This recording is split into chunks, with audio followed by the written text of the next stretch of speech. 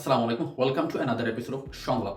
আজকে ডিসেম্বরের 11 তারিখ এবং আজকে কিন্তু নির্বাচনের তফসিল ইতিমধ্যেই ঘোষণা করা হয়েছে এবং নির্বাচনের তারিখ নির্ধারণ করা হয়েছে 2026 সালের ফেব্রুয়ারি মাসের 12 তারিখ।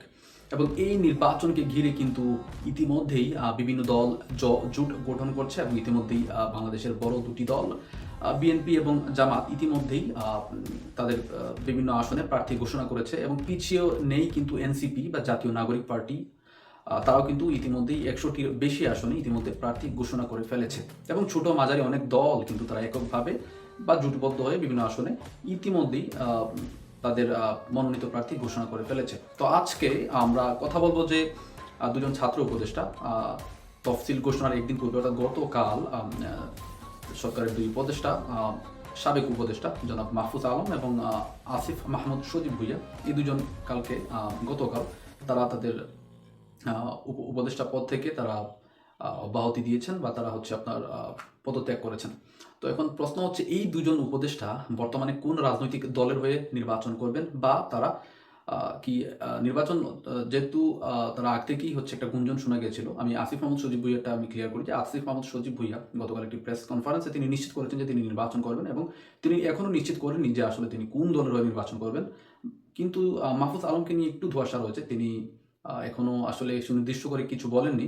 বাট যেহেতু তফসিল ঘোষণার একদিন পূর্বে তিনি পদত্যাগ করেছেন, তাহলে বোঝাই যাচ্ছে যে তিনি আসলে নির্বাচনে অংশগ্রহণ করবেন। তো এখন প্রশ্ন হচ্ছে এই দুই ছাত্র উপদেষ্টা তারা বর্তমানে কোন রাজনৈতিক দলের হয়ে নির্বাচন করতে পারেন।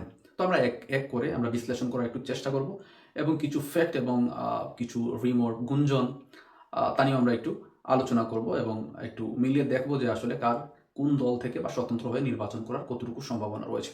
তো এখন আমরা যদি কথা বলি যে জনাব আসিফ মাহমুদ সজীব ভুইয়াকে নিয়ে, তার জন্মস্থান কুমিল্লা হলেও তিনি কিন্তু ঢাকা 10 আসনে তিনি নির্বাচন করার একটি বা তিনি 10 আসনের হয়ে নির্বাচন করার প্রস্তুতি নিচ্ছেন বলে কিন্তু জানা যাচ্ছে।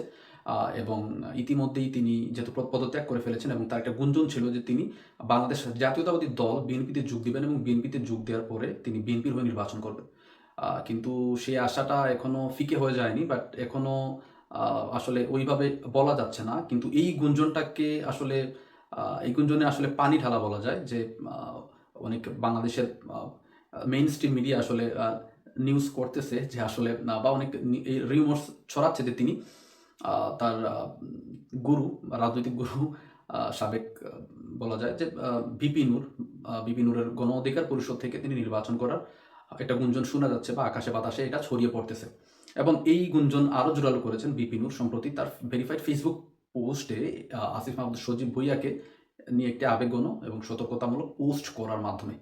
তো এখন আসলে জনাব আসিফ মাহমুদ সজীব ভুইয়া আসলে কোন দলের হয়ে নির্বাচন করবেন তিনি যদিও এখনো স্পষ্ট করেননি, কিন্তু এখানে কিন্তু অনেক কিছু রয়েছে। এবং সবচেয়ে বড় আরেকটি প্রশ্ন হচ্ছে যে জাতীয় নাগরিক পার্টি এনসিপির সাথে কিছুটা মনোমালিন্য চলতেছে জনাব আসিফ মাহমুদ সজীব ভুইয়ার। এ নিয়েও কিন্তু একটা বাতাসে গুঞ্জন রয়েছে এবং বিভিন্ন মিডিয়া এ নিয়ে অনেক রিপোর্ট করেছে। গুঞ্জনে বলা যাচ্ছে যে এনসিপির একটি গুরুত্বপূর্ণ পদের জন্য আসিফ মাহমুদ সজীব ভুইয়া তিনি ওইটা চেয়েছিলেন, বাট ওটা দল তাকে ওইভাবে আশাহত করেছে, তাই তিনি ভিপি নূরের গণ অধিকার পরিষদের দিকে ঝুঁকছেন বলে বিশ্লেষকরা মনে করছেন। তো আসলে যদি এটাও হতে পারে যে তিনি স্বতন্ত্র প্রার্থী হয়ে নির্বাচন করতে পারেন, যদিও ভিপি নূর বা তার গণ অধিকার পরিষদ তাকে সমর্থন করতে পারে, কিন্তু তিনি ট্রাক যে ভিপি নূরের যে গণ অধিকার পরিষদ তাদের মার্কা তো ট্রাক, তো এই ট্রাক মার্কা না নিয়েও তিনি নির্বাচন করে ভিপি নূরের সমর্থন নিয়ে তিনি হয়তো স্বতন্ত্র প্রার্থী হয়ে নির্বাচন করতে পারেন। বিএনপির সাথে যে তার একটা গুঞ্জন রয়েছে সেটাও কিন্তু এখনো বলা যাচ্ছে না, কারণ বিএনপি ইতিমধ্যেই তাদের প্রার্থীর এই আসনে দিয়ে দিলেও এখনো কিন্তু চূড়ান্ত করেনি। তো তাই বলা যাচ্ছে যে বিএনপির হয়ে কিন্তু তার একটা নির্বাচনে যাওয়ার একটা প্রবল সম্ভাবনা রয়েছে। এখন আসি আমরা যে আরেক উপদেষ্টা যে জনাব মাহফুজ আলমকে নিয়ে, তাকে জুলাই আন্দোলনের মাস্টার মাইন্ড ইতিমধ্যে আখ্যা দিয়েছেন প্রফেসর ডক্টর ইউনুস।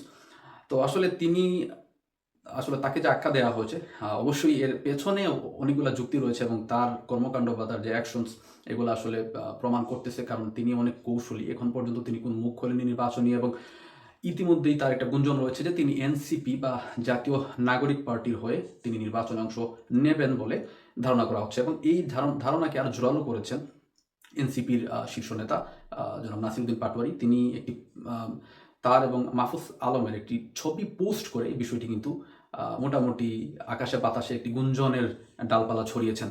তো বলাই যাচ্ছে যে হয়তো এনসিপির হয়ে নাসিরউদ্দিন পাটোয়ারি একটা নির্বাচনে যেতে পারেন।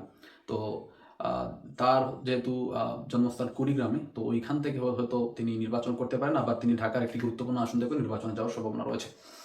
তো এই মুহূর্তে আসলে সবচেয়ে আরেকটা বিষয় যে জনাব মাহফুজ আলমকে নিয়েও কিন্তু বিএনপি বা বিএনপিতে যোগ দেওয়ার বা বিএনপির হয়ে নির্বাচন করার ক্ষেত্রেও কিন্তু একটা গুঞ্জন শোনা যাচ্ছে।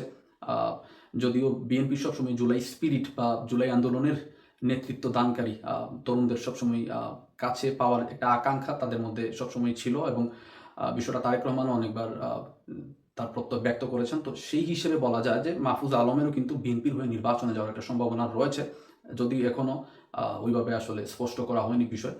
আজকে যেহেতু মাত্র তফসিল ঘোষণা করা হয়েছে, হয়তো আমরা 2-1 দিনের ভিতরেই অফিসিয়ালি ঘোষণা পাবো। তবে আমার প্রেডিকশন যে এটাও হতে পারে যে জনাব আসিফ মাহমুদ সজীব ভুঁইয়া হয়তো তিনি পিপি নুরের প্রত্যক্ষ বা পরোক্ষ সমর্থন নিয়ে নির্বাচনে যাবেন, বাট আমার ধারণা তিনি স্বতন্ত্র প্রার্থী হয়ে হয়তো নির্বাচন করতে পারেন ঢাকা 10 আসন থেকে। এবং জনাব মাহফুজ আলম হয়তো তিনি বিএনপির, আমার কাছে মনে হচ্ছে কেন জানি তিনি এনসিপির হয়ে নির্বাচন করবেন। তো দেখা যাক, হয়তো সময় বলে দিবে।